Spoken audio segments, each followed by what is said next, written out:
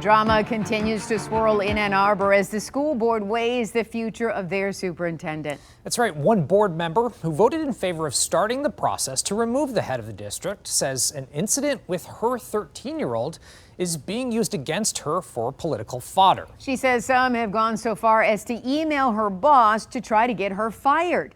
7 investigator Heather Catallo has more. It's just unconscionable to me that some adults on a school board would then bully a child even further after she's been bullied for 14 months.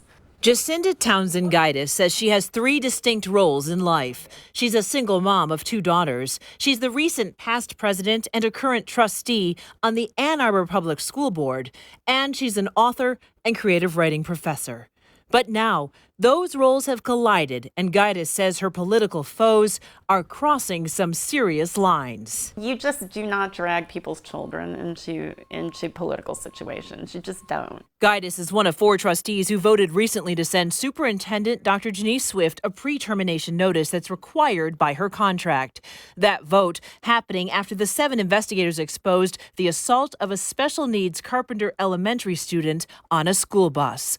A lawsuit alleges school officials hid the assault from the boy's mother for 5 weeks. Our reaction to the Carpenter bus incident was kind of visceral. I know at that point I kind of lost a little bit of faith in the administration. But before the vote about the superintendent, Gaitis says something extremely personal to her youngest daughter was made public. Gaitis says over the winter, her 13-year-old was cyberbullied by another Ann Arbor student. I had to take her off her bus route. I had to switch her classes. Finally, in February, there was a digital sexual offense, and I had to remove her from school. Gaitis says the school and the parents did not help stop the bullying. So when the behavior allegedly resumed recently, she wrote a letter to the other students' parents. It was a pretty forceful letter. Gaitis admits she should not have said many of the things in that letter, but says she considered it a last-ditch effort from one parent to another to protect her child. Gaitis also says she wrote to the family as a parent, not as a school board member, even though she did reference her position once in the letter. But Gaitis says that letter got shared all the way up to Ann Arbor's superintendent, and she says that's when things got political.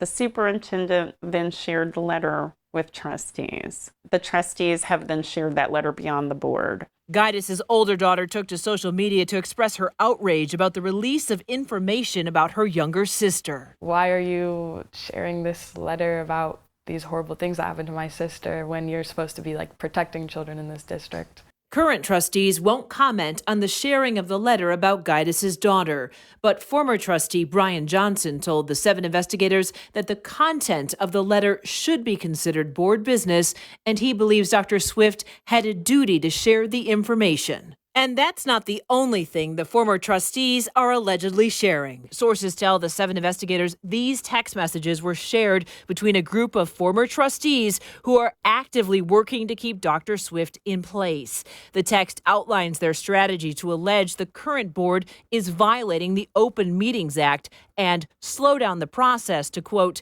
increase the odds that Jacinda resigns before the final vote on termination and, quote, keep trustees in a high state of stress for a longer period of time. Not one of them has mentioned wanting to help students. We're elected to help children. We're not elected to harass and to intimidate each other. Gaitis also says she received these emails that were sent to her new employer at Brown University, where she will soon start teaching 1 day a week.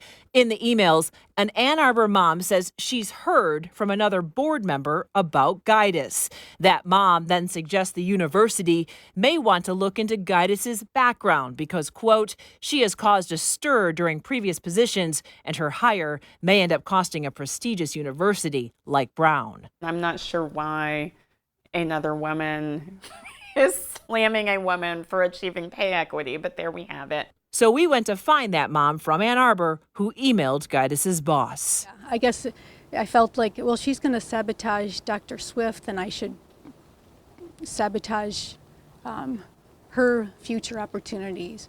Although I really don't know anything about her or anything. Why did you say some of the things you said if you don't actually know her? Again, I think it was just not thinking things through properly. I just felt like, what is going on with this board? I apologize for what I said that was wrong of me, and I deeply regret it. Guida says she will vote her conscience despite the pressure. In Ann Arbor, I'm Heather Catallo, 7 Action News. Sounds like a lot to sort through. The 7 investigators have been contacting Superintendent Swift since Monday. We've also contacted her communications team and executive assistant to see if Dr. Swift wants to comment on any of this. So far, none of those emails or text messages have been responded to. Dr. Swift's personal attorney told us she has no comment at this time. The next school board meeting starts tonight at 7 o'clock. The meeting has been moved to Skyline High School to accommodate what's expected to be a very large crowd. We'll keep you posted on what happens next.